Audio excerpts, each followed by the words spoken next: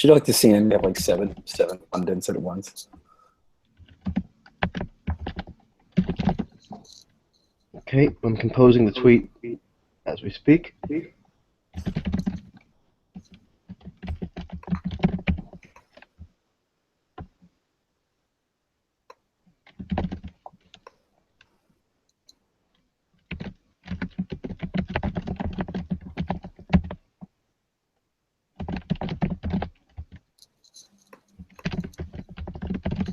Mike, why do you hate America so much, man? Oh, the Twitter partisans are mad. What about? Someone just asked where the fuck we were.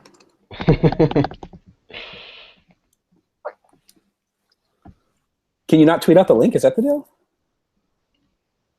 3, 2, 1. Okay. All right. It has been tweeted. Got it. All right. I will retweet it. Oh my god, that picture of me is terrible. All right. How's it going? How do we do this?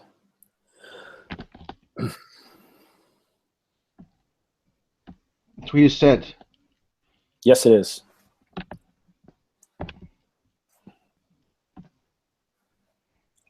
I think we're live. We are live. Let's just kill a small amount of time while the pawns filter in. Yeah. The All right, so our unwitting puppets. Dance monkey. Okay, so the theory behind this is that people will get onto the chat portion of the YouTube window. Where's the chat portion? You got to open the YouTube page itself, rather than so you have the Hangout open, and then you have the YouTube. Oh, it's a lot of work, man. YouTube page. I don't see it. Probably should have sorted that out ahead of time. Anyway, I don't necessarily need. I'll just look at it. Just forget about that. Yeah. This is I'm the overload your system. I don't have time for little people. No, me neither. Okay. Yeah. So I'll look at the chat window, and if people say anything insightful, which is sort of doubtful, but if they do, maybe I will integrate that into the discussion. Great. So the first commenter declares that he or she is a Putin plant. Okay. Well, I am too. So we're all Putin plants here. So. All right, we're all a family affair. Should we talk about the glorious? We all have done massive pipeline deals to our mutual benefit. So yeah, as you can tell by our lofty backgrounds, we are rolling in that Putin tank. Absolutely. Did you tweeted out the link as well? Or retweeted it? I did. As a shameless self-promoter, I did. Now, this is a few times where it's not shameless, because the whole theory behind it is to get people in the thing live. However you justify it to yourself, man. Yeah. I'm just joking. It's hard to read you with those sunglasses. I don't know if you were laughing at me or. That's the whole point. I don't want I don't want to wear my emotions on my sleeve, especially on a live stream on YouTube. Yeah, it's like a Terminator thing. It's good. Yeah. So listeners should be aware. I could probably already tell that I do have a chronic cold, which gives me some sniffles. They're just kind of garden variety sniffles. There's nothing nefarious. I haven't been poisoned, to the best of my knowledge, so relax.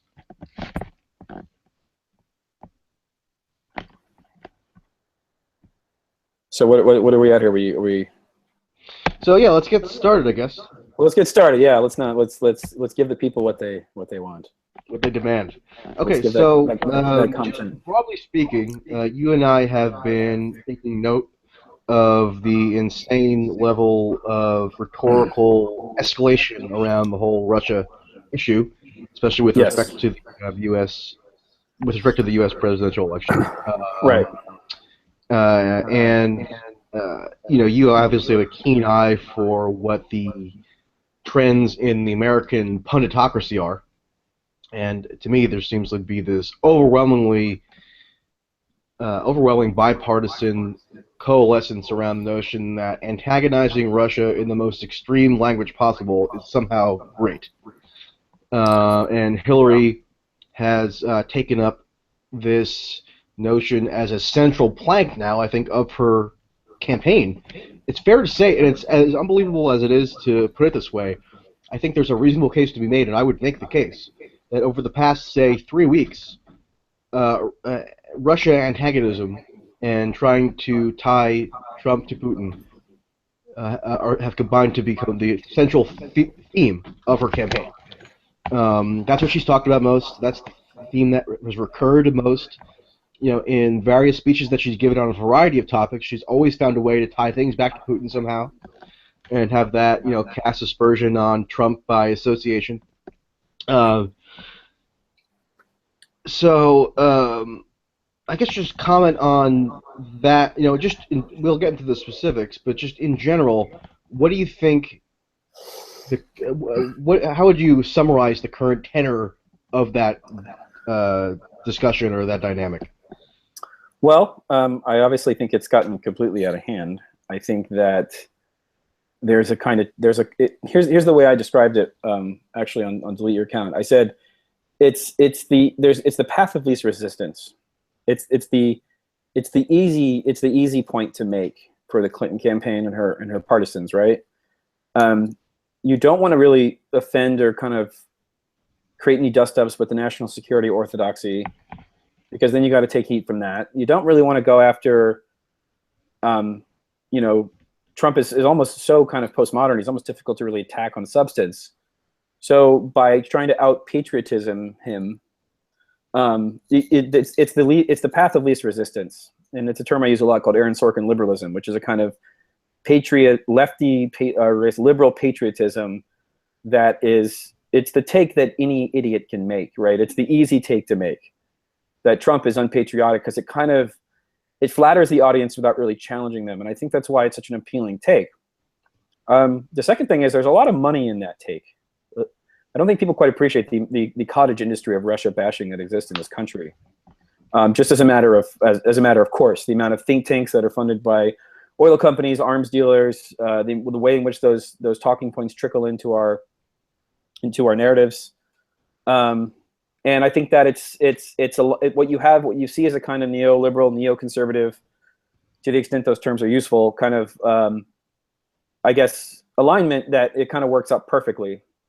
Now Russia, of course, has escalated in some ways. Now Russia will argue they're doing that in response to NATO aggression. So, Russia began bombing Syria in September, October last year. But of course, the CIA and its allies had been in Syria for 3 years before that. So they would argue that that's a responsive tactic. Ukraine maybe less so, but so you see just heightened tensions, and it feeds into Russia's right wing as well, right? I mean, it's the same thing you saw with the way that Bush and Ahmadinejad kind of played off each other, and obviously they're not the same thing in terms of power dynamics. Russia is way, way, way, way less powerful than NATO, but you do see a kind of mutually beneficial paranoia that escalates. To the extent he can, I think the Obama administration has actually relatively downplayed it. But I think Clinton has appeared to have grabbed this narrative by the reins and is running with it, and there isn't really a check against it, because it flatters the likes of Keith Olbermann, it flatters the likes of Max Boot.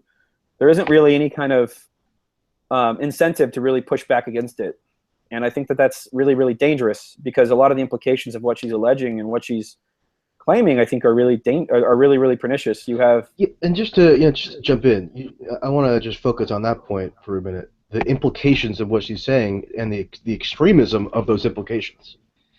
Now, she's put out the direct allegation. So for a while it was insinuation, it was just asking questions, it was putting out fact sheets which are supposed to raise concerns about supposed Trump ties to Kremlin entities, Kremlin-connected entities. But then on August 21st, so now about 10 days ago, right. They actually had the campaign manager, Mook.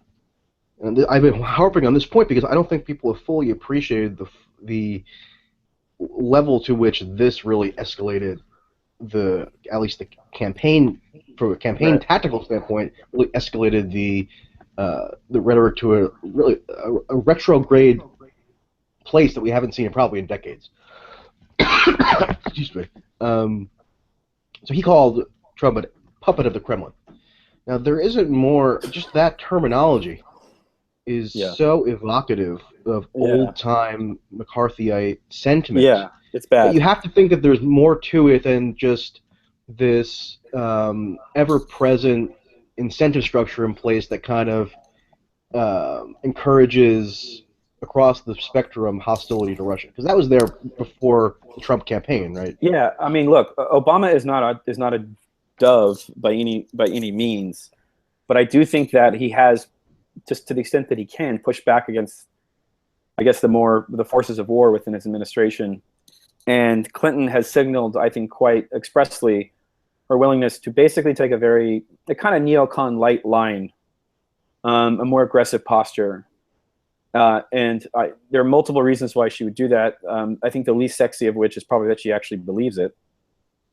And I think that people are kind of waiting out the Obama administration.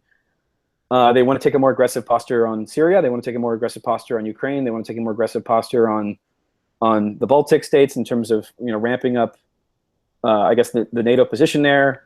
And I think that to do that, you kind of have to set the stage. War always has a propaganda antecedent. No war is fought in isolation from its propaganda groundwork, right? And what you see with this is this groundwork being laid that Putin is this omnipotent evil force that's out to get us all, and RT and Sputnik are corrupting your children's minds, and he clubs baby seals and so forth. And so I think that that's a necessary component to really escalating the confrontations with Russia and the Middle East and in Central Asia. And when you say that he's being depicted as an omniscient force, that's not an exaggeration. When Hillary referred to him as the, quote, grand godfather of global right-wing nationalist extremism, that was an attribution of omniscience. It was an attribution of omnipresence and omniscience. So he's like Yahweh. What you see, indeed, and I think what you see is you see a kind of bullshit game of telephone where conventional wisdom gets bobbed around, like the foreign policy article that was written by Franklin Foer, who's a fellow at the New America Foundation. He's the one who sparked a lot of the hysteria. And then became the kind of like pseudo-official, like, oh, it's enslaved, it has to be real. And what you see is they kind of reference each other to the extent to which you can't even trace the origin of some of these claims. So I'll give you an example, right? People say, oh, well, Putin has backed Le Pen in France. This is part of the broader thread that Putin is trying to undermine these noble liberal democracies in the West, right? And while he has directly funded right-wing groups in certain countries in Eastern Europe, what happened was that Russian banks gave a loan to Le Pen because she couldn't get financing anywhere else for multiple reasons, right? Now, is a Russian bank giving money to a candidate, the Kremlin supporting that candidate? I don't know. That seems like a stretch that one would have to prove, but they never really did that. They just kind of asserted it. And what you saw was it got laundered so much that people couldn't really trace the origin of the claim. It just became conventional wisdom. And the parallel that people have made, and I don't think it's hyperbolic, is that it is kind of a weapons of mass destruction thing. It's let's just repeat it enough, and it's taken as an axiom. And if you challenge that axiom, you're a nutty conspiracy theorist, or you're some weird tanky.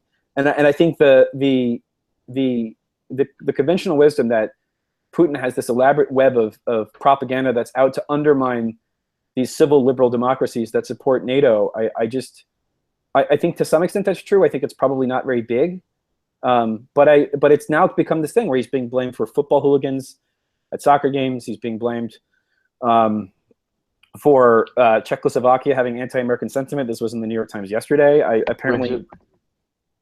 mean, it's Brexit. He's responsible for Trump. I mean, it's gotten to the point where I don't think that again, like I said, there's not really a check against this fervor. It's the easy take to make. It's the easy take to have, and it's the one that'll ingratiate you to the power classes. Yeah, and the parallel one of the parallels that I would draw between the fervor now and the fervor prior to the Iraq War is that the evidentiary standards that you would normally apply to claims of such weight and that have such dire implications were they to be true, those standards have just been dramatically reduced.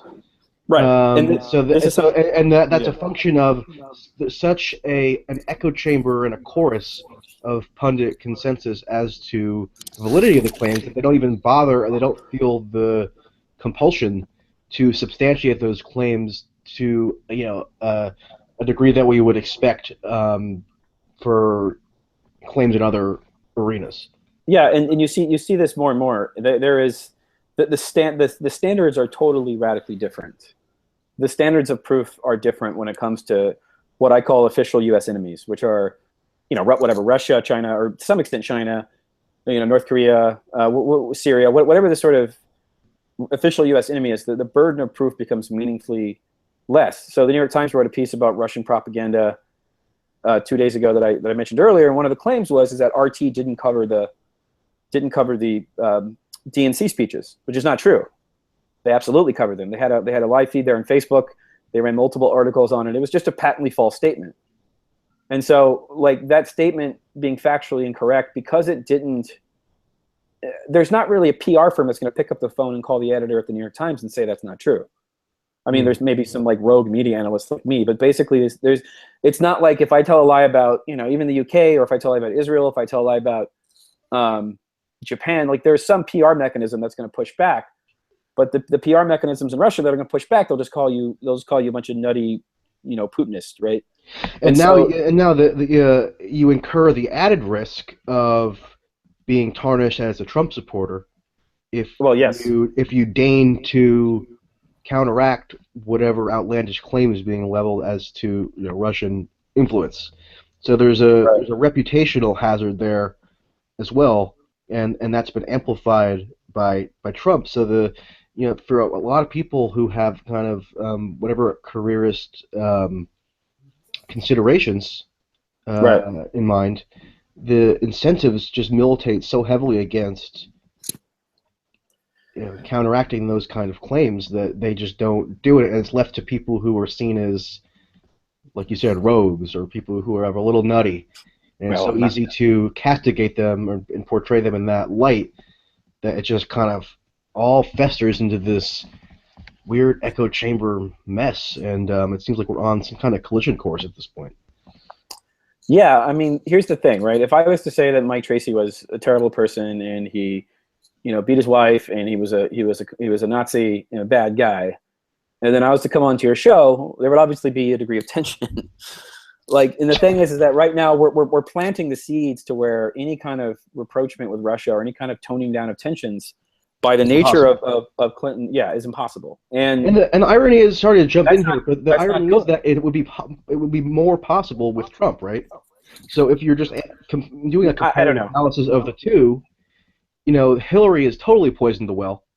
Maybe that's true with Trump until he gets in a Twitter war with Putin. I mean, who knows? I don't. Yeah. I think the capriciousness of Trump makes any predictive analysis kind of inherently bad. Who knows? But applying a predictive analysis to Hillary, we know with relative or virtual certainty that the well has been poisoned, right? Yeah. So with him, it's a little less clear, or quite a lot less clear. I think it's definitely a gambit, but I mean, I don't know. I have no way of knowing if he would be better with Russia or not. I think a lot of the stuff about his Russia sympathies is basically horseshit. I mean, the original BuzzFeed article that said that Putin endorses Trump was 100% factually a lie. If you actually read what he wrote, and several people had translated the original Russian, it said it made no endorsement. He said that Trump was the leader of the Republican primary, which is true. He was at the time the leader of the Republican primary. Yeah. But again, the bullshit. They made leader sound as if like it was a normative claim. It was not a normative. Yeah, exactly. Right. It was not a normative claim. In fact, he went out of his way to say it wasn't a normative claim. But again, you have this bullshit popcorn. It's like it's a less extreme version of what you get with like news from North Korea, where you can basically say anything, and it doesn't matter if it's true. So BuzzFeed can quite literally just make up a story, and whether or not it's true doesn't matter because there's no.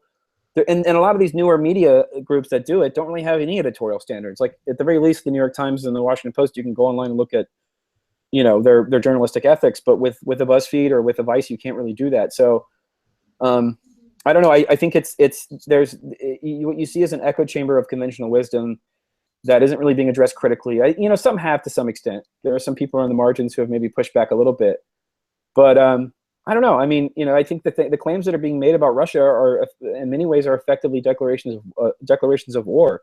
But and that's the key point. I mean, and the people who have, in a core segment of elites who have influence and would have the ability to mount a concerted pushback against genuinely frivolous and wrong and dangerous claims, they've totally abdicated. And that class of elites is Democratic liberal partisans.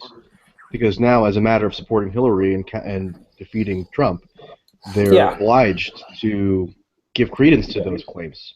And then you have, the neocons who are overwhelmingly never Trumpers, who also are in positions of prestige and influence. They're not going to take it upon themselves to push back against those claims either, because they don't want to be then somehow tethered to Trump or have the perception be that they're then tethered to Trump or defending him. There's a default position of that everything that Russia does is inherently evil and sinister, and you have to work backwards from the assumption that it is, right? Just as you have to work backwards from the assumption that everything that the United States government does or the State Department does is inherently good, and you have to disprove that. So there's a kind of inverse burden of proof, which exists, I think, probably in every culture, right? Every country thinks their country is inherently good, and thinks that the other countries are inherently evil. I think the problem is that in this case, what it's been provided is a kind of pseudo-liberal intellectual scaffolding, which I think is dangerous. To where you can sort of that scaffolding is really kind of solidified and strengthened by virtue of there being an election underway, where everything is kind of amplified, and everything is seen as of world historic consequence. And if you deviate from orthodoxies, you're enabling, a menace to seize power. Therefore, you need to just it's seen as virtuous to not counteract whatever talking points are out there that might be seen to have some potential benefit to Trump. Yeah, and even if people buy some of these arguments, I think there is the fundamental issue of proportionality, which is that the reality is that Russia just isn't that powerful. It's not that big. And if I was to poll the average, this is obviously speculation, but I was to poll the average liberal pundit and ask him, how big do you think Russia's military is relative to NATO? I don't think they would have a fucking clue. I think they'd put it at 50%, 60%. The reality is it's about 8%. And you saw this in all the stories about the panic with the Arctic gap, where Russia has all these icebreakers, and the United States didn't have the right icebreakers to go to the Antarctica. And there's a sense of parity. But the reality is that Russia's Arctic coastline is 14 times the United States'. And the fact that there's a sense of parity is ironic in a lot of ways.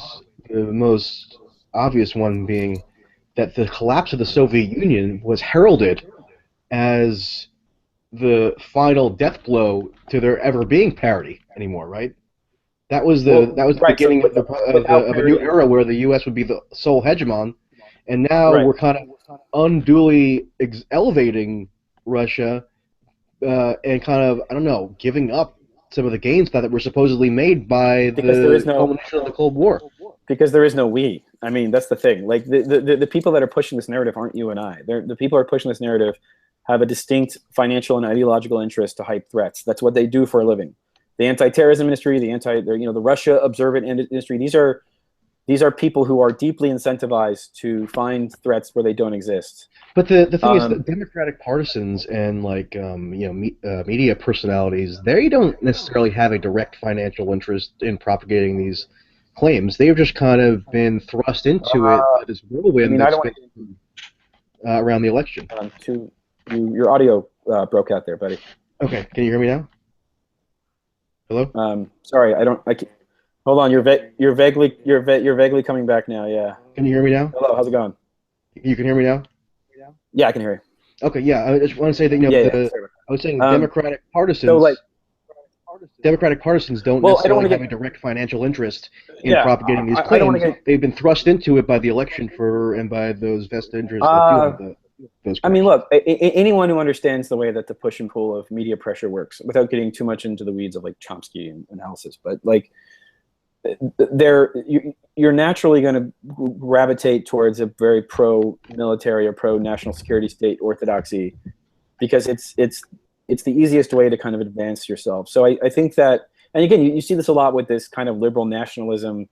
It's just the easy thing to do, right? Because what you're doing is you're not just flattering the powers that be, you're flattering the public. People want to feel good about their country. They want to feel that America is fundamentally good and Russia is fundamentally evil. It gives them a sense of moral purpose, and that moral purpose is flattered to and pandered to, and I think exploited by the forces of war, which have been around for a long time and exist. And just because if the Soviet Union fell, that we're still going to find boogeymen. The war on terror was obviously hyped for decades and still is hyped to a large extent. That's just, again, there's so much incentive to make it look like that Vladimir Putin is under our bed, which again isn't to say that he doesn't do a lot of bad shit and isn't terrible in lots of ways, which of course is No, a and separate then one of the conversation. problems with this is that it obscures any kind of sober analysis of what he is actually doing. That's wrong. Indeed, yeah. I agree with that. So it's almost like it sort of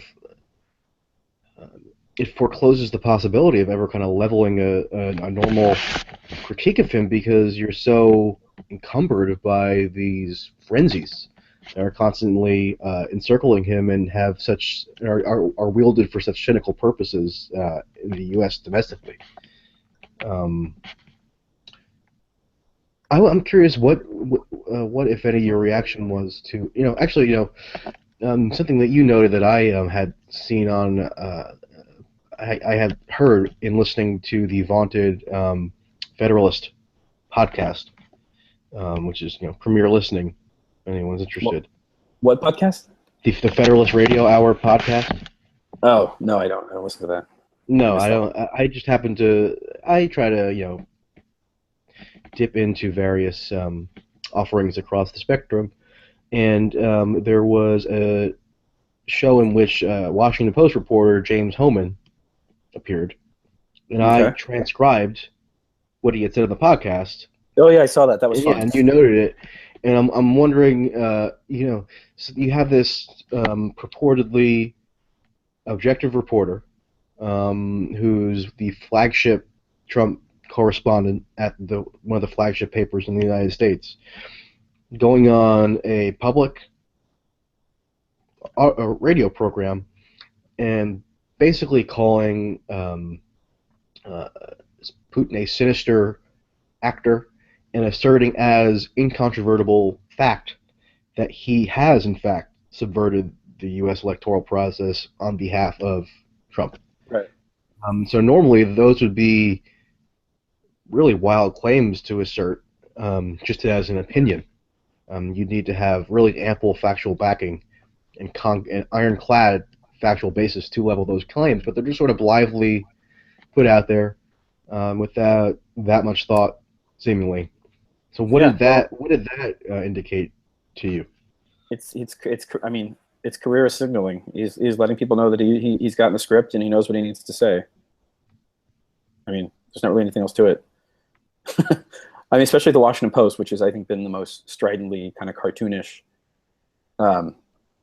anti-Russia, anti-Putin outlet. I mean, that's their cultural pedigree too. It's not even just the fact that they are owned by someone who's worth $55 billion. They have a cultural pedigree of being, they were a spook show for a long time. I mean, from the 60s and 70s, many of the reporters used to take bags of cash from the CIA. So it's not, it's part of their DNA. I don't know. Yeah. My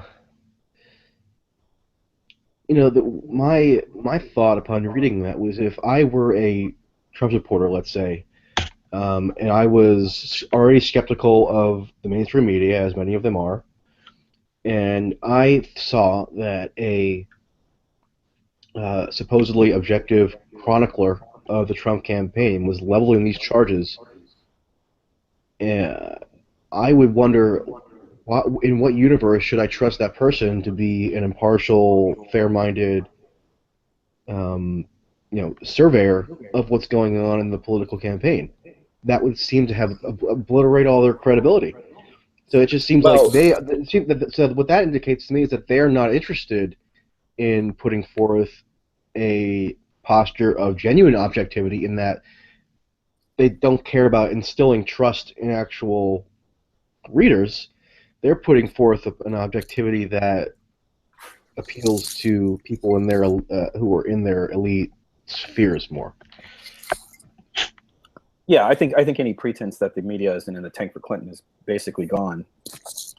Yeah, which is ironic because if the Republican nominee were somebody like Rubio or maybe even Jeb Bush, it would have been the opposite probably. Not the opposite, but it would definitely the balance would have been a lot closer. Yeah, I think Trump touched some third rails, and that made him non grata. Like in 2012, for example, it was relatively even, actually. I mean, there were a lot of elite journalists who were in favor of Romney. Yeah. Actually, Romney politics at that time was uniformly pro-Romney. The people will find that bizarre, but it was true. Yeah, look, I think the media doesn't it doesn't gang up on you for what positions you hold. It gangs up on you, I believe, for what positions you don't hold.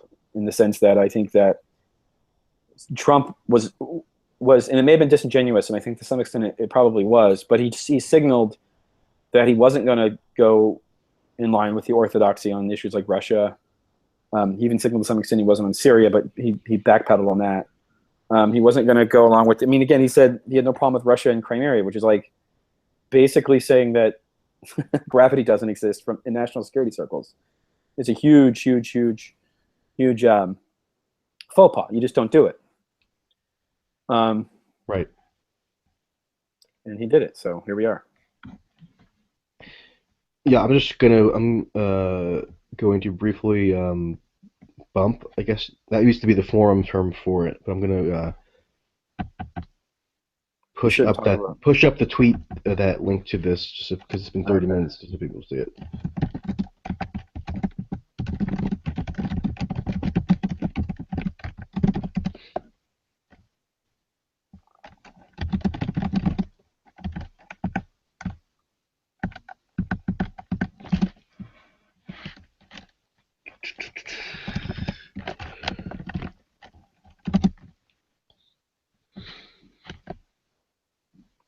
Okay, so we should probably comment on what happened just earlier today along these lines, which was that did you happen to see or hear about the speech Hillary gave this afternoon? I did not see it. I saw some Twitter color, but I did not see it. Okay. I had the displeasure of listening to the whole thing. It's funny because I was looking for a transcript so I wouldn't have to actually listen to it. Right. But there was so little attention paid to it that there was no even transcript available. Really? They usually get this out ahead of time. Yeah, I mean, well, usually, I mean, the media outlets will because sometimes they could deviate from the prepared remarks. Right. But when there's a high-profile speech, media outlets will go and transcribe what was actually said verbatim, to account for any deviations from the prepared remarks. But there was nothing there because people, were obsessed with Trump. Obviously, no surprise there. Well, yeah, I went to Mexico. That was something, huh?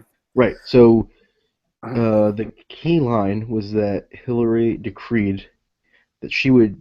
So she invoked the specter of Russia interfering in the U.S. election, and said that they even asserted as factual truth that they hacked the Democratic National Committee. Right. Which is and she said that as president, she would change policy. So this is not the policy of the Obama administration at present. She would change the policy upon assuming office to treat cyber attacks, quote, just like any other attack, and then retaliate, quote, with quote, military responses. So, good times. Based on what she said, a drone strike on Arlington, Virginia, will be treated just as the same as a cyber attack on some government facility in Arlington, Virginia. Yeah, I think that's been the official policy of this country for a while. I know that Obama has made. I mean, is it? Okay, maybe it is, but the way that she presented it was that Yeah, she I mean, would obviously, there's a lot of change official it policy. some way to a more aggressive posture. Yeah, probably. But of So course, so that wasn't, so that was vastly more, and the observation that I had when I heard that was, okay, this is a lot more consequential than anything Trump might have blurted out at a press conference with the Mexican president. Interesting as that was, I mean, it was a legitimate story, but the imbalance in coverage here is such that you would never have, just following, the mainline, reporting, you would have no sense that she even uttered this phrase. And this is the kind of phrase that could, literally put us on a path to, military conflagration at some point. yeah, I mean, she is. It's because it's become banal, right? Like I said, it's every single war we've ever had has literally years or decades of planting the seeds from an ideological standpoint. And I think, as someone who does media criticism, I think what's important is to challenge those seeds when they're being laid, because by the time they're already born fruit, it's too late. You're not going to stop the war, right?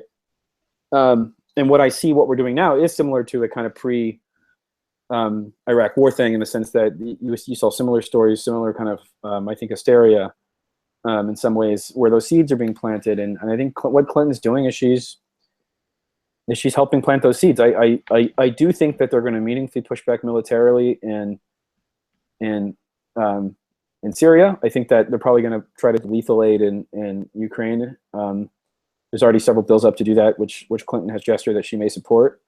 So again, to do that, you have to create an evil Russian menace. So it's all interconnected, right? It's not, these things aren't made in isolation. These claims aren't made in isolation. So, I mean, do you think that rhetoric about the potential of a World War III type situation is hyperbolic at this point? I mean, just that term itself is so loaded that it's kind of inherently hyperbolic.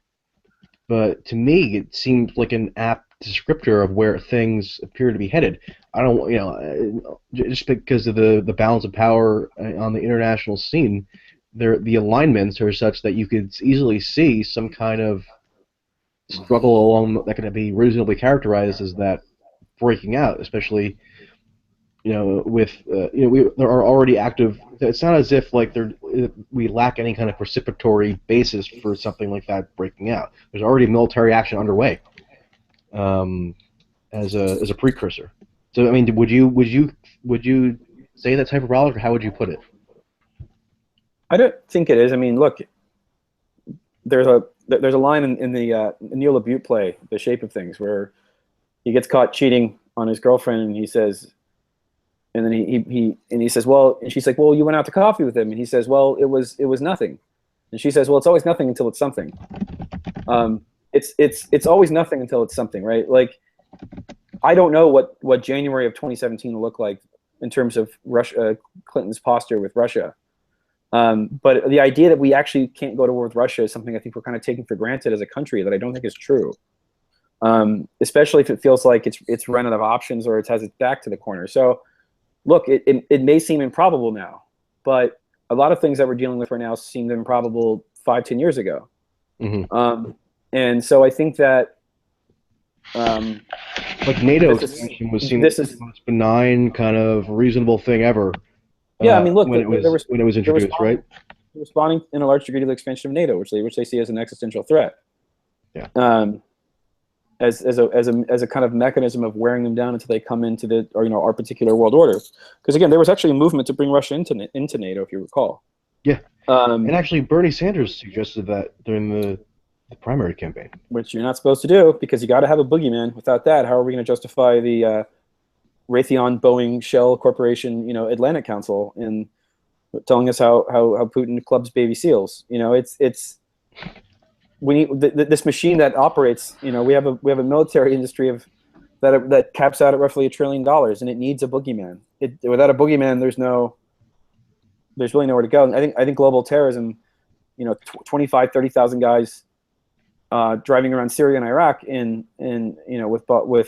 balaclava mask doesn't quite justify the amount buildup and the amount of money that needs to be spent on the military. So there's every reason to hype the Russian threat. There's basically no reason to downplay it.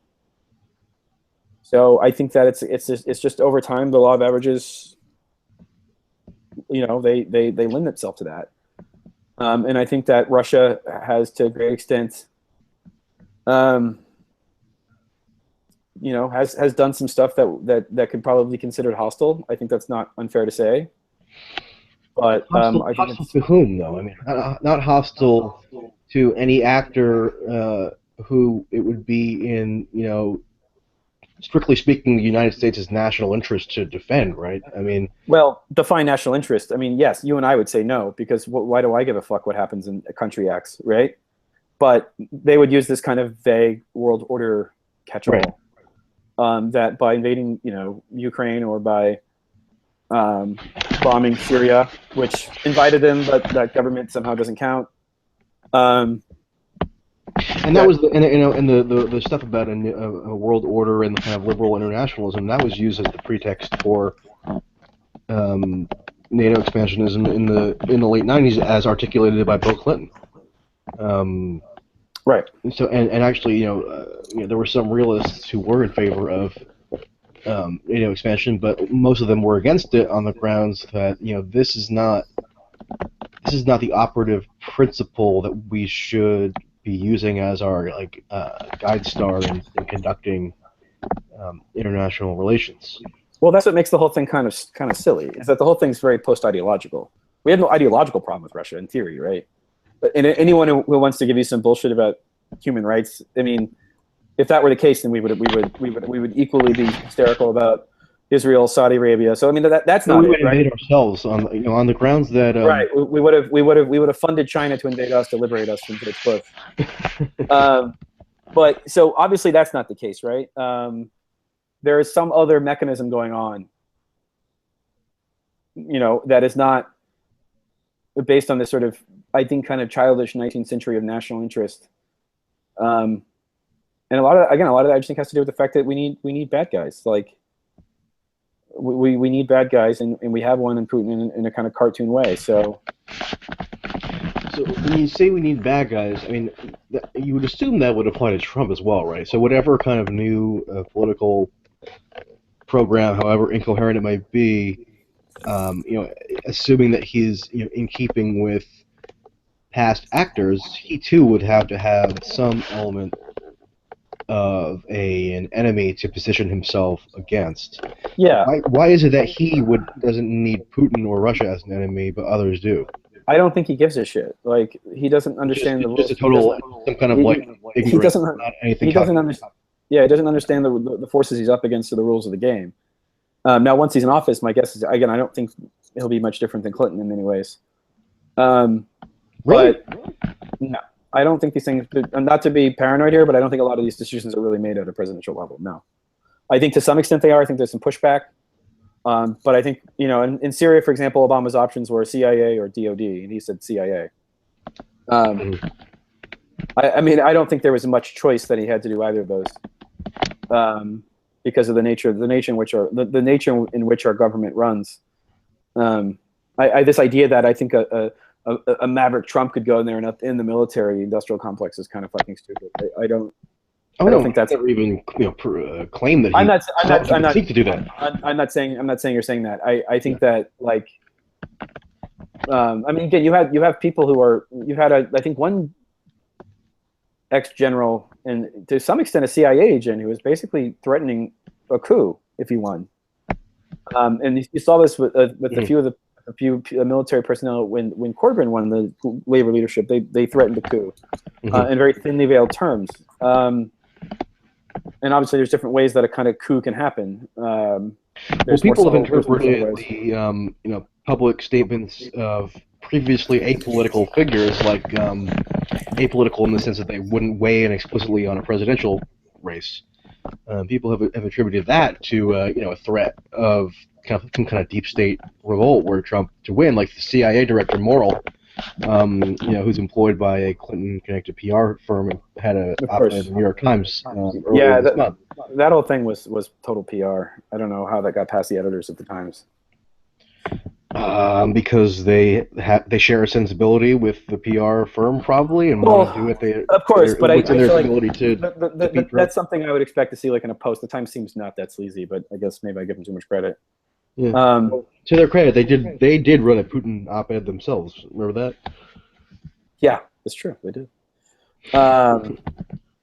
So yeah, I think that you see a kind of coalescence around that conventional wisdom that I think Trump's deal is that he's just not predictable. So he's dead in the water. I mean, like I said, in the Republican primary he got four endorsements by newspapers. John Kasich, I think, got upwards of like 100. I think he got 100 in New Hampshire alone. Yeah, because he was the Republican you can take home to mom, right? I mean, that was his sales pitch. Yeah, I think I saw. Was it you? It was you that tweeted the current list of endorsements, right? It's like National Enquirer. No, that was from the primary. His current endorsements, he doesn't have any. Clinton has, I think, 5. Most of them haven't done it yet. Okay. Well, I mean, I think we can assume that the New York Post and National Enquirer and New York Observer will all. That's it, and I don't think he's going to get any more than that, honestly. Yeah. Even the Wall Street Journal doesn't do endorsements, but. Yeah.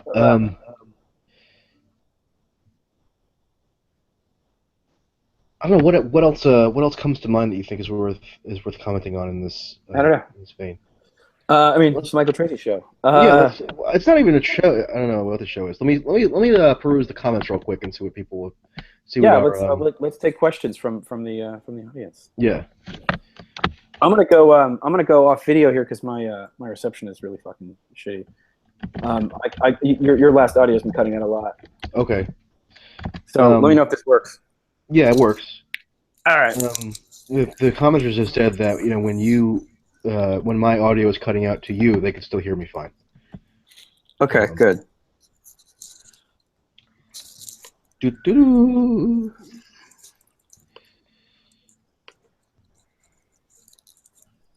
What are some good sources to read up on modern Russia? Someone asked. That's an issue that I've had. I feel that one reason why maybe it's a little myopic on my part, but one reason why I feel obliged to comment mostly on what happens in the United States and United States policy is because I understand the language spoken here. Right. And that's why I have some decent familiarity with UK politics, but I don't feel I'm equipped to comment intelligently on Russian domestic stuff aside from whatever policy implications U.S. Conduct has. So just because I can't read the Russian native press, I feel like I'm horribly ill-equipped to do any really intelligent analysis. So it's a real, and that's what that was the main. Yeah, that was historically a big factor in why the Cold War kind of persisted as long as it did. It's just this basic linguistic barrier that precludes a lot of substantive discourse and substantive evaluations. How would you address that? Well, I mean, I would say learn Russian. Learn Russian. Yeah. Talk to people who one, I guess, trust to not be partisan or in either way. I think that there are some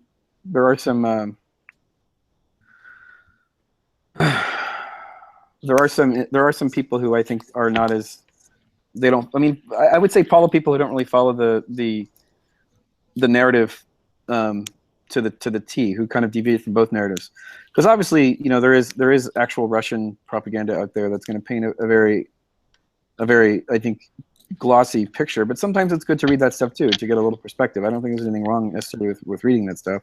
Mm-hmm. And sometimes it's right. A lot of Soviet propaganda about the United States was right. And some American propaganda about the Soviet Union was right.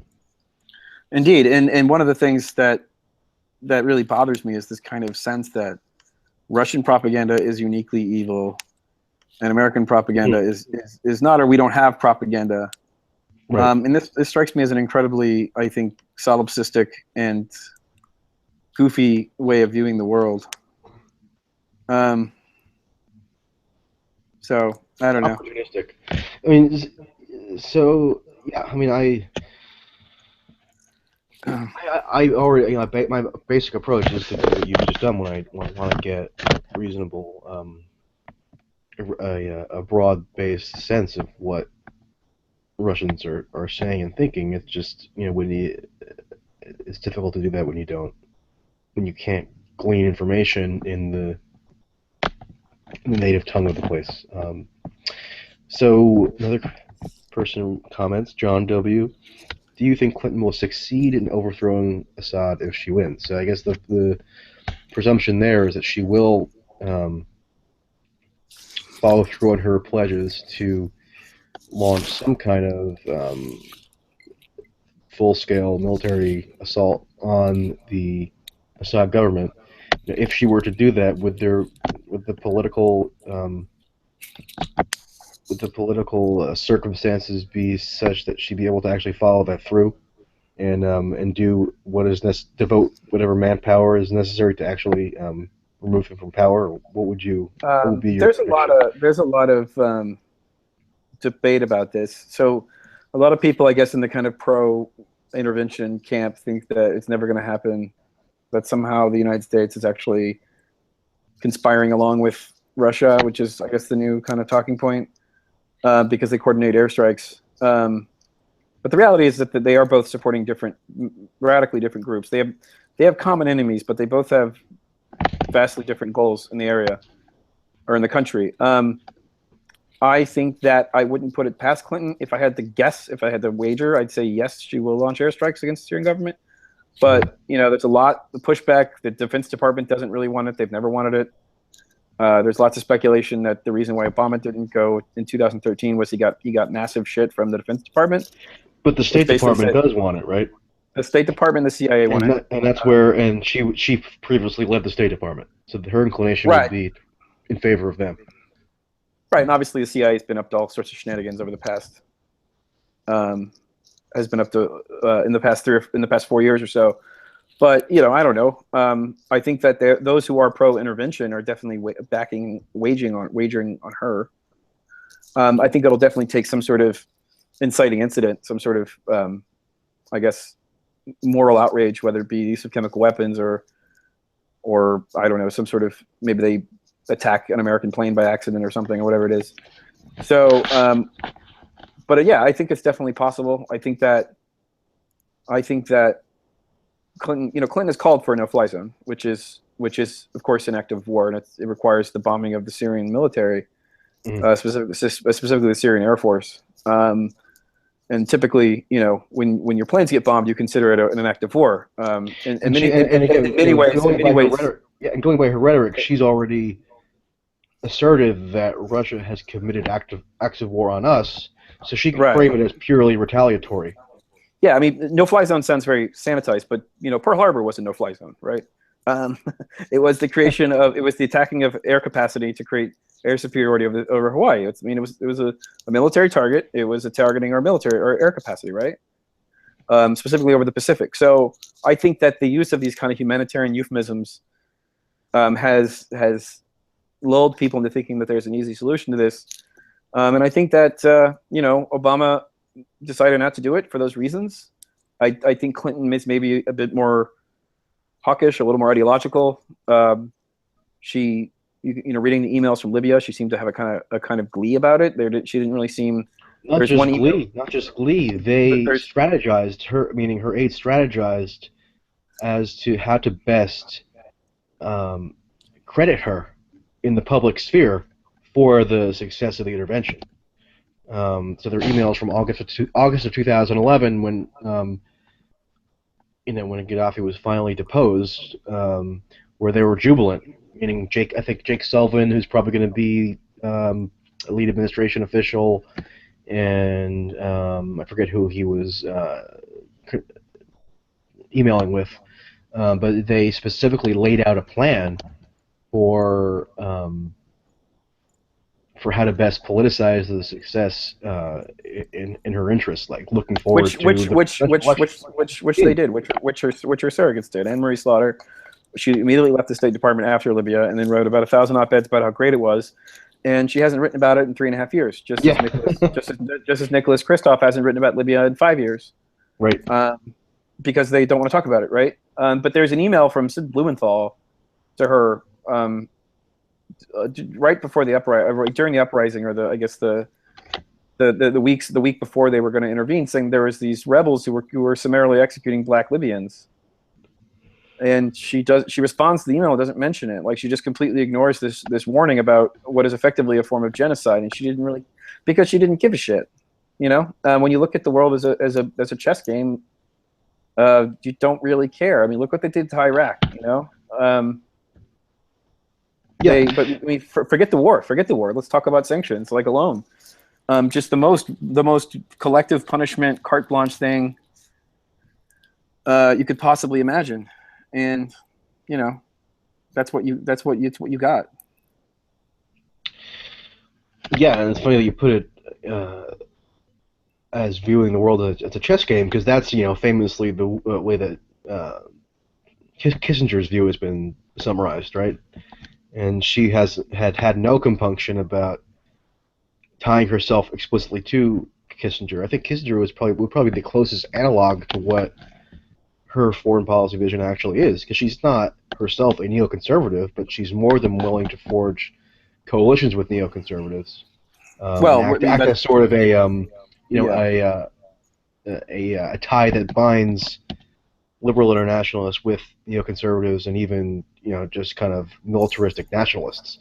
So that's a combination, and that could really, you know, reach a critical mass politically to support any intervention the world over, it seems. Yeah. So the I as far as her like designs, I think I don't know, but she certainly signaled a more aggressive approach.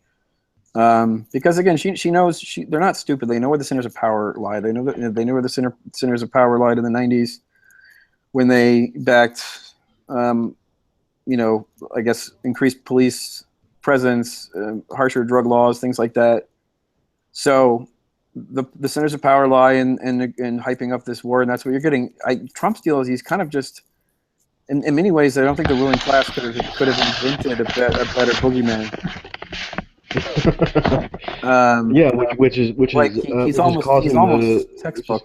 Leading to the spread of conspiracies that there was some kind of coordinated effort on the part of the Clintons, namely Bill, to use Trump as some kind of stalking horse and get him into the race.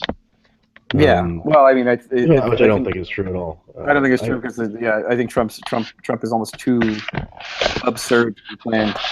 I don't think it's true because, number one, I think there's actually a decent chance that he could win. I don't know if you've read that piece. Yeah, I mean, look, here's the thing. Like, someone asked me, they're like, well, you know, why is Trump softening his image on Syria? Is it, you know, he's doing Putin's bidding? And I'm like, there's a far more elegant answer to that question, which is that he knows that the average American could give a shit about Hezbollah. They could give a shit about Syria. Fair or not, moral or not, I'm not making a normative value statement here.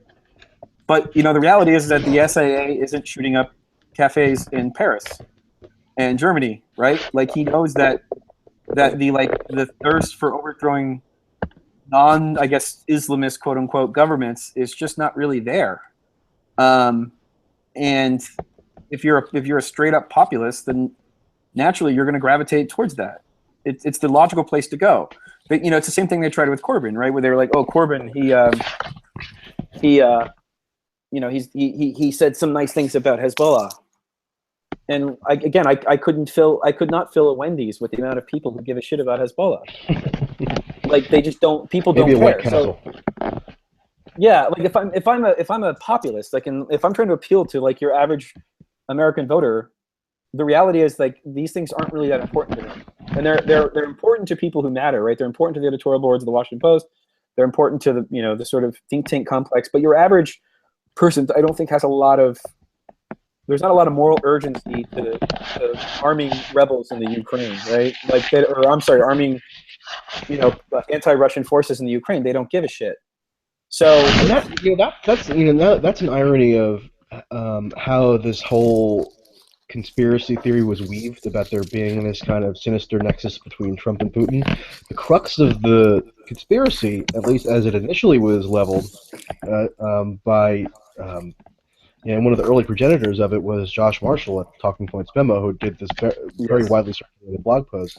And the crux of yeah, this was that because Trump's surrogates went out of their way to change the right. Republican platform on Ukraine, that That was was the evidence of a smoking gun. conspiracy, right? And that's such a trivial issue, and people care so little about it, but somehow it was elevated to this absolutely imperative thing that everybody had to suddenly be concerned about.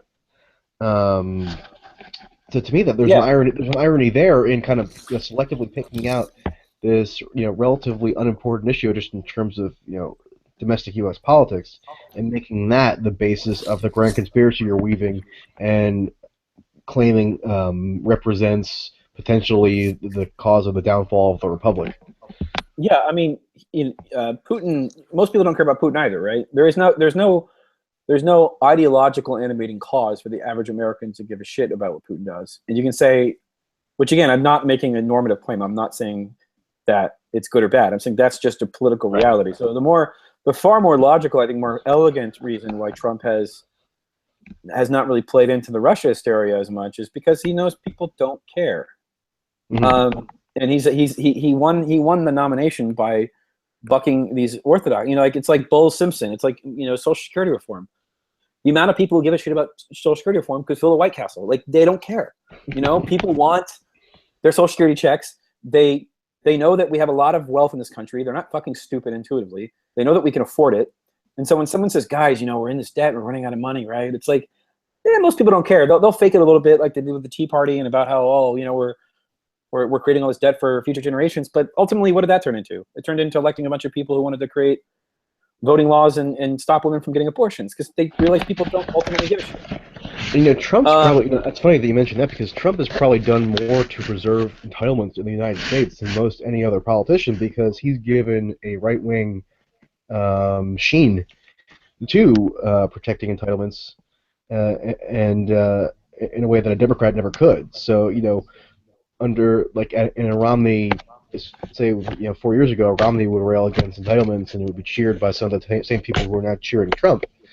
But Trump has now kind of broadened the prospective coalition of people who do want to preserve entitlement spending.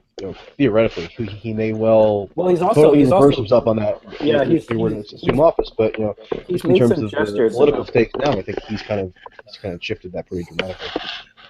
But he's saying he goes back and forth in that. He has made gestures about privatization and about working with other ways of doing that. So I don't know. I mean, if he was a consistent quote unquote right wing populist, maybe. But I feel like he keeps going back and forth. I could go back and check, but he was he wasn't consistent about much, but one of the few things he was consistent about is saying, hey, folks, we're not going to take your Social Security. Don't worry about it. I mean, that was the extent that he would comment on it generally, but he did say that over and over again to the point that it was pretty, it was one of the select few things that he did happen to be consistent about. Again, he understands that, again, he figured that he had enough money to where he could just go directly to the voters and say what he thought. And that was his gambit, that was his shtick, and it worked.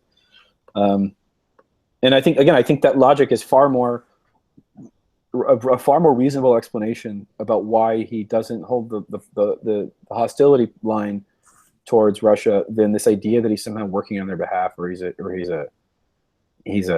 Manchurian candidate. I don't know. That to me seems far more elegant a solution than these convoluted conspiracy theories about him having banks or loans of Russia. I mean, it's all innuendo. It's all nonsense. Well, I mean, the genesis of this perception, or this cynical theory being put forward about him being in league with Putin, was when the Republican primary was really heating up, Russia entered Syria to bomb what they claimed at the time ISIS. And Trump was asked about that on a CNN interview, as I recall. I think this would have been late September or early October of 2015. And he said something like, just let Russia bomb ISIS. What do we care? What do we want a problem for? Right. And that's like something that Joe Sixpack or a mechanic in Cincinnati would have said if you asked him about do you care if Russia bombs ISIS? But that was then expanded into this kind of very involved, convoluted theory about why he was making that claim. Well, but yeah, just kind of it's like off-the-cuff remark. Yeah, because they also have to maintain the idea that Russia isn't bombing ISIS, which they are. Not as much as they're bombing others, of course, but they're actually bombing ISIS. And that was that was a third rail. You certainly weren't allowed to advance the idea that Russia was in earnest trying to get rid of ISIS. You had to keep the myth that Russia was, in the words of Michael Weiss, was ISIS's air force, and that they were secretly in cahoots because something Assad, some 11-dimensional chess plan that Assad came up with. So that was definitely something I was shocked to hear. And strangely enough, this was a kind of thread within the quote-unquote Tea Party line, because if you recall, Michelle Bachmann, for example, was opposed to the Libya intervention. So were some other Tea Party types who had come in 2010. I think that trepidation was far more partisan. It was basically about being anti-Obama. Her opposition was on the grounds that it would empower jihadists. Her conspiracy was that Obama was a stealth jihadist who had taken over the government, and he wanted to, abet his fellow jihadis abroad. And this is a thread. This is a thread you see on a lot of the far right. You see this they're sometimes vaguely right for the worst reasons possible, which is that somehow Obama's in cahoots with these Islamists and secretly wants Sharia. But it is true that in many ways, what we did in Libya fueled and armed and funded, I guess, more radical elements, just as it did in Afghanistan against the Soviets in the 80s. It was a basically way of pumping in arms without really quibbling over in Iraq as well, without really quibbling over where they were going. And in Syria, we saw a similar phenomenon where Qatar and Saudi Arabia were arming basically whoever was going to fight the government, and they didn't really ask too many questions as to who it was. And one of the reasons the CIA even got involved in all in the first place was that they were there to basically be the hall monitor, to say, okay, well, maybe we shouldn't give it to this guy.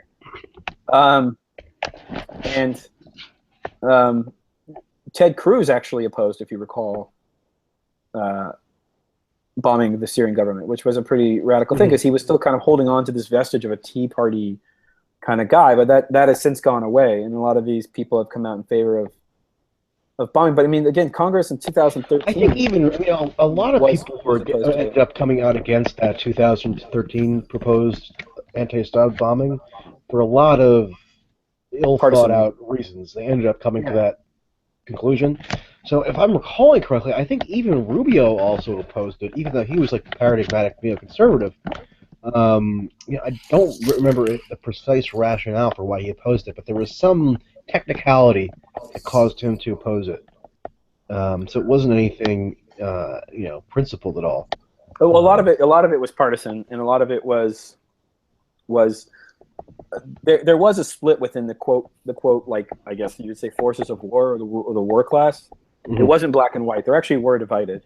So when people say that Obama, for people who want intervention, who think that the Americans have let them down, they are correct in the sense that it's true that the Defense Department basically pushed back so hard that Obama had to cave on the red line thing that he proposed in August, and when they were building to war in August and September of 2013. Like, they're not totally wrong. That is true.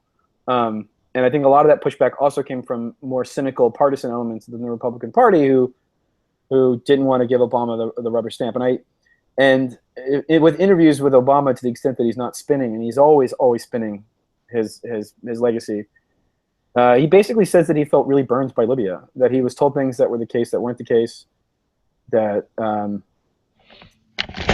his allies had kind of abandoned him, that the State Department, or that the CIA and the State Department were kind of overplaying their hand, and that informed his not directly intervening, because of course they are directly intervening in Syria in 2013. So I think it's partially partisan. I think Trump has kind of played both sides. He's also talked about bombing ISIS he didn't say carpet bombing, but he used similarly absurd language. So by no means, of course, is he a dove. I just think he represents, I think, a legitimate split within the war parting classes, which there isn't a uniformly accepted orthodoxy about going into war against Syria. I don't believe that to be the case. Yeah, it's funny. I remember during that period in August, September 2013, it was about, 6 months after Hillary left office, right? And there was a mini narrative that developed around trying to glean what Hillary's position on a potential bombing was, and nobody could get to her. She was hiding. But it was like, where's Hillary? What is her view on it? And she never formally weighed in on it. Even to this day, I don't think she said whether she felt that at the time that the bombing should go forward.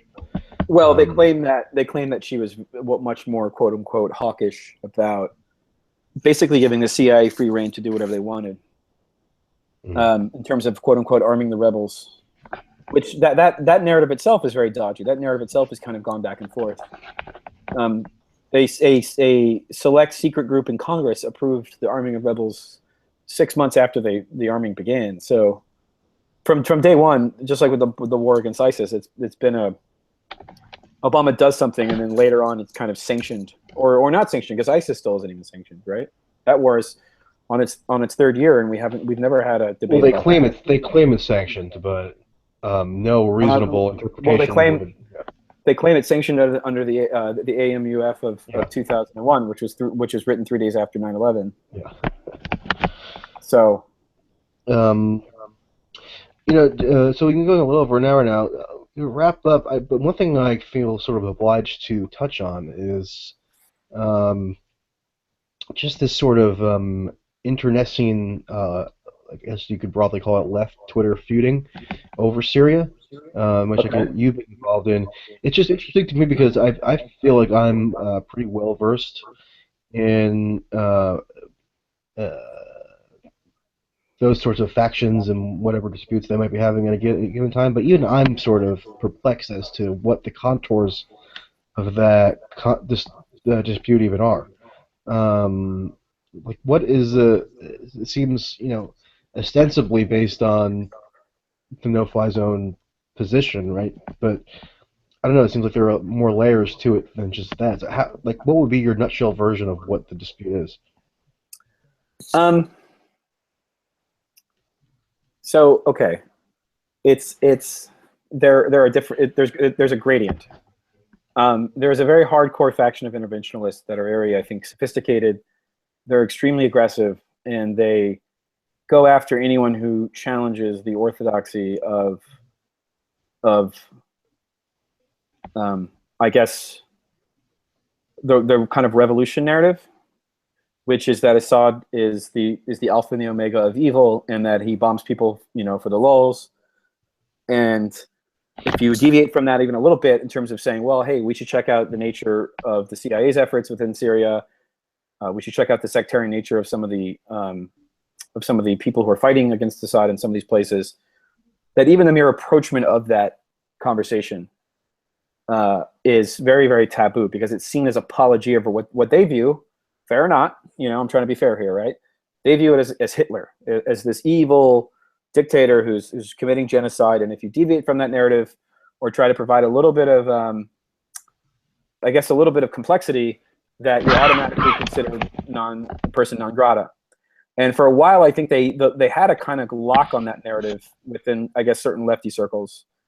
You had to buy the core axiom that we got from the I guess the Arab Spring narrative, right, which was the popular uprising and the evil dictator, and we wanted to root for the Democrats, and that was important to do. And I think as the war has dragged on, it has become far more complex. It has basically become what someone referenced as a globalized world war, which I think is actually a really good way of putting it in many ways. And that complicated the narrative in so many ways that we weren't allowed to have an honest conversation about what the U.S.'s role in that war was. So when I started writing about it early on, and I'm not an expert in war by any means, but I'm a media critic, right? I take what I view as being reality versus what's being reported. And for a long time, there was no mention that the U.S. was involved in Syria, that the CIA was involved in Syria. Now, there's much debate as to to the extent that it is, but it absolutely has been, as has Saudi Arabia, Qatar, and Turkey, and to some extent the United Kingdom and France as well. And by that part of the intervention narrative has to keep this image that the U.S. is sat idly by, right? They need that Rwandan framework for that to work. But that seems wildly incongruent with the facts, which is that the U.S. has been involved. Now, you could argue it hasn't been involved enough. You can argue that it needs to be involved more, and that's perfectly fine. But it is factually incorrect to say they haven't been involved. So when you utter that statement, when you talk about the degree to which these Gulf monarchies have involved themselves in that war, you deviate from that narrative, that very romantic narrative, and I think that really that upsets certain people who have a lot invested in that narrative. To some extent, I believe that there is an element in terms on social media that is super aggressive, that is, I think, aligned with that narrative. And I think that what that does is effectively shuts down honest debate. Like they've been going after the guys at EI, and the guys from EI are not, by no means, they're not, whatever these Stalinist tiki cartoons they want them to be. These are guys that have done great work on Palestine. Electronic infotainment, correct? Yeah, I'm sorry, you're right. I should have clarified that. But I think they deviated from this idea that Al Qaeda was being rebranded. That was their. That was what they were. That was one of the things I think they mentioned, and I could be wrong, but I think that's generally what they mentioned. And they got hell. They got hell from the same people that doxed McHugh when she was at the UN. They're super aggressive. They send you messages offline, and I've had it happen to me. And I don't know, like I've dealt in a lot of things. I've written about controversial topics, but there's a degree of aggression and I think a degree of kind of coordination that reeks of a kind of ideological policing or kind of campaign. So I think you saw that with those guys, and I don't know. I'm happy to have a rational discussion, but it's almost impossible, I think, with a lot of that crowd. It's very over the top. It's very moralistic. It's you're an apologist for genocide. You love dead children, and you can't have an intellectually honest conversation, I think. And there are, again, it's a gradient. There are degrees of that, right? So I think that's to the extent there's. How much of that do you think is a product of just sincere grief and desperation and desire to see something ameliorate the suffering of their fellow men? I think that's probably a lot of it. Again, I don't think these people are evil. I don't think that, like. I think some of the more fringe elements are probably a little bit. I think they're propagandists. I think they are on the till. A lot of these groups are linked to the UK Home Office. So I definitely think there is an element of that. But no, I think that they are bought into what they view as a revolution, and I don't think they're bad people. I think it's just. The situation on the ground changes and reality changes. And the problem is that there are people who, for example, who are in Lebanon, who are Shia, who are Alawite, who are Christian, who view a lot of these groups as being existential crises to their very existence, right? So, I don't think those people are evil. Yeah, I mean, my reaction to that would be you could have perfectly legitimate reasons for whatever it is you're putting out into the public about the nature of the situation that you're finding yourself in, which is undoubtedly horrific. But once that bears on United States government policy, then I have to separate your plight from my assessment of whether that policy is justified, or whether it will produce any kind of better outcome, or whether or what the political ramifications of it would be, and so on and so forth. So what it seems like, you can't just give into their narrative if their narrative encompasses a demand for a foreign government's action, because that foreign government is the one that I have some measure of control over. Right, and what they would argue is that the U.S. is currently in league with Russia in suffocating and bombing and leaving for dead this otherwise democratic and secular and scrappy revolution. That is true to a very small extent, but it's largely not really true. And it's you have to frame it as being lefty. It has to have a feel of being leftist. And is there a reactionary element in there too that sort of become intertwined with the leftist element? Oh, you mean in the intervention circle? Yeah, I mean, is there? Yeah, I mean, look, to the extent that people who think NATO is a force of good, I think that's inherently reactionary. Yes. I mean, from people. I mean more from people who are like deliberately right wing. Yeah, I mean, like, are the people who, in the Syrian context, are more of a right-wing bent? I mean, don't they have a common interest with the left-wing callers for intervention now, so that the position has been merged and is not really distinguishable? You know, the typical neocon pundits, Michael Weiss would say he's not neocon, but Eli Lake, Josh Rogan, all the ex-Bush people are all pro-intervention. So you can look at the timeline of the Twitter timeline of a neocon on the issue of Syria, and it is to some extent indistinguishable from people who are pro-intervention, which isn't to say that they're the same at all. And I'm not trying to make that equation, but there's definitely an alignment of interest there because, but again, you can find some people in alt-right circles who support Assad, right? You can find people in white supremacists who talk about how great Putin is. So it's not really fair to necessarily lump them all together. I was more thinking, like, isn't there? You would expect after 5 years of war, there are reactionary elements within Syria itself, who are now in league with the more ostensibly left elements, calling for some kind of military resolution by external forces. I mean, look, Al Qaeda is a fundamentally right-wing organization. Right. ISIS is a fundamentally right. I mean, the idea that, like, again, it's if you've been in the region, if you talk to people, there is no uniform opinion. You ask 10 people, you get 10 answers. I mean, I've met people who hate Assad more than they hate life itself, who still oppose an intervention. Right. People whose family were tortured by him. So it's messy. It's not there isn't a clear narrative. But I will say this. Like, I think that if you play the tape to the end, if you actually look at the factors on the ground versus how the American media covers it, and this is what I do. I cover the media. I don't go beyond that. That they want to keep a very neat narrative. They're almost like a screenwriter in the third act who has to kind of tie up their loose ends. They need to keep a neat narrative, and they do push a narrative of that war. The Washington Post editorial board, Nicholas Kristof, Roger Cohen, the sort of usual suspects who want to bomb every country to save them.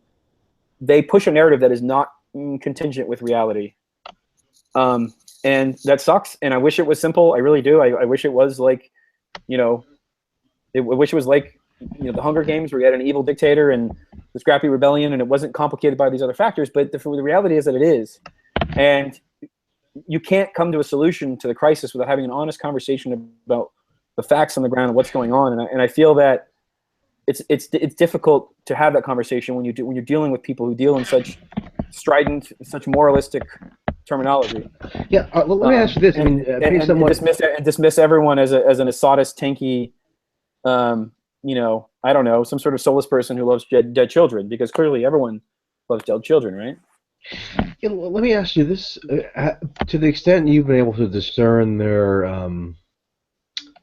opinions and what they've been chattering about, have you detected any level of support for Hillary, just on the basis of her seeming to advocate a more directly antagonistic posture toward Assad? I mean, do they get that into the weeds from what you've observed? Yeah. I think absolutely. I think they're biding their time for Hillary Clinton, and I've seen that in many. Again, it's about the subtext of what they're saying and what they're doing. A lot of the people who back an intervention in Syria still back and still support the intervention in Libya. That's a very common trope. they'll sort of say, oh, well, Libya sucks, but it could have been worse. It could have been Syria. So I think so, yes. And just to be clear, I mean like I'm talking. I know the neocons are biding their time for Hillary. I'm talking more about the more legitimately, aggrieved elements within Syria itself, or who are connected to Syria. Do they seem to be also biding their time for Hillary? Yes, I believe that is generally true. Yes. Okay. If that makes sense. Yeah. Well, they should use the "I'm with her" hashtag and really get involved. Well, but they need to maintain the lefty credibility, right? This is kind of what you see a lot. You see people run the propaganda ball 99 yards on a no-fly zone. They stop at the 1 yard line and they say, actually, I'm opposed to scoring touchdowns. This way, they can kind of maintain a kind of anarchist lefty credibility without looking like they're propping up the American war effort. But they've done all the heavy lifting in terms of messaging. Because again, it's like I had an evangelical grandmother growing up, and she would always, all she ever talked about was saving our souls in Jesus.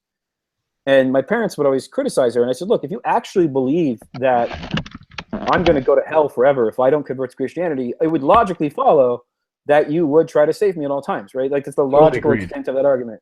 So if you're sitting there saying that Russia bombs kids for the laughs and is indiscriminately killing people and is killing people in the hundreds of thousands, and it would logically follow you would support a no-fly zone, because it's the only meaningful way to end that. And so I respect people who openly support that and say, yes, of course I support a no-fly zone. Of course I support a NATO no-fly zone in Syria, and I've supported it from the beginning. But I think there is a contingent of people who need to maintain an air of kind of credibility, so they don't do that, but they spend all day championing that line of thinking. I understand it. And I understand that, again, there's complex things. Like, look, if I had a guy who's a Sunni who lived in a neighborhood who had, or forget whether or not he's a Sunni, right? If he's just a Syrian whose parents were tortured by Assad and had been fighting this revolution for 3 or 4 years, and I get it. Like, I'm not glib about that, but I also know that there's so many more forces at work outside of Syria that we can't ignore. And I feel like sometimes people check their brains at the door because they want to maintain what is this very neat narrative of what's going on there. So I don't know. I mean, I wish we could have a more honest conversation about it in public, but it's just, if you deviate from the narrative, you're an Assadist who likes dead children. And on the other hand, if you deviate from the narrative, I feel like I'm being the both sides guy, but if you deviate from the narrative on the other end, you're ironic. Well, I am being the both sides guy, but I feel like in this topic, I actually would like a little more honest debate. I think that it has become so emotionally charged that it has become completely divorced from the mechanisms of how we debate things. So to answer your question about the left, as it were, the quote unquote left, yes, it's a huge division, and where it's really a problem, honestly, because I'm fine, I'll be okay, right? Like, I'm whatever, a privileged white American. It's not a big deal to me. But in the way it's divided Palestinian solidarity is really, really, really sad. It's divided the Palestinian solidarity movement in a way that I think is I don't know, maybe that's the point. I don't know. Well, on that hopeful note, why don't we close things out? Great. I think this went reasonably well. Yeah, I can ramble with the best of them. Well, me too. All right. Well, I am now going to stop the broadcast. Great. It's been a pleasure, Mr. Tracy.